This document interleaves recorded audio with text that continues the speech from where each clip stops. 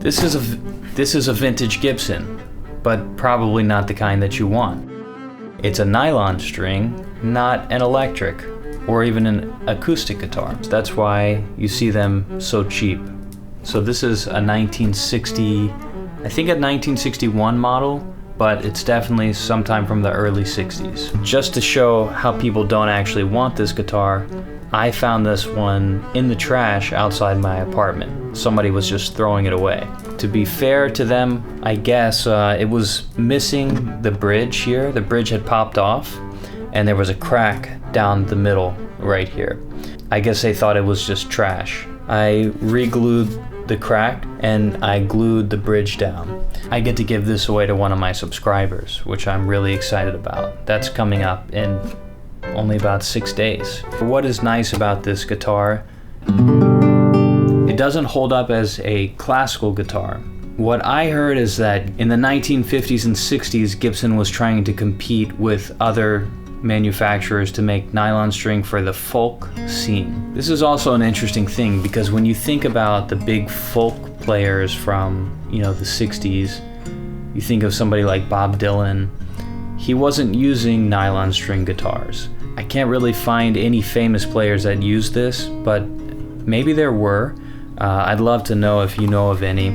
So I'm not really sure who was actually playing these, and maybe that's the reason why we don't really see these guitars being manufactured today by Gibson. It is a pretty cool guitar though. It's not like classical guitars that are marketed or made for classical players. It feels almost more like a Gibson electric guitar in the neck. It's got like a really nice thick neck that it's wide. It's wider than a typical Gibson electric. It doesn't feel like a classical neck. It feels much chunkier and kind of fills up the hand quite a bit more. I'm sure you can find classical guitars that would have that same quality, but it's definitely not the norm. The tuners are actually really cool in this guitar. When I saw them, I thought that they wouldn't really work very well, but they're actually quite smooth, so that's nice. This one is in decent shape, but definitely nowhere near perfect. A lot of cosmetic blemishes, cracking in the finish, and obviously it had the crack down the middle like I said earlier, and the bridge had come off.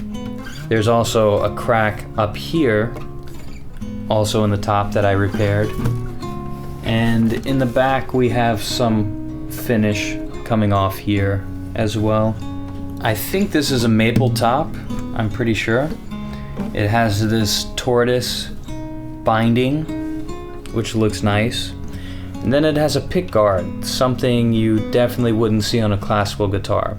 Maybe flamenco players would have a golpe plate here, so that way when they do these golpe with their finger, they're not putting a hole through the guitar, which can definitely happen.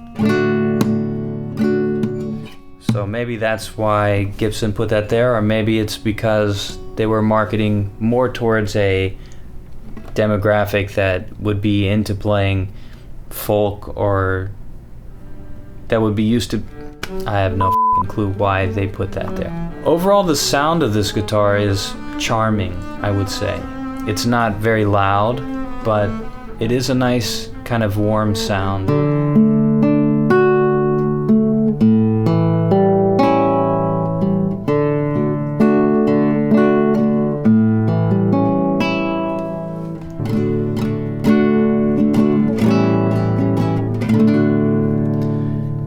I wouldn't really be comfortable playing classical pieces on this guitar. It would be fine, but it's not really something I would pick up to do that.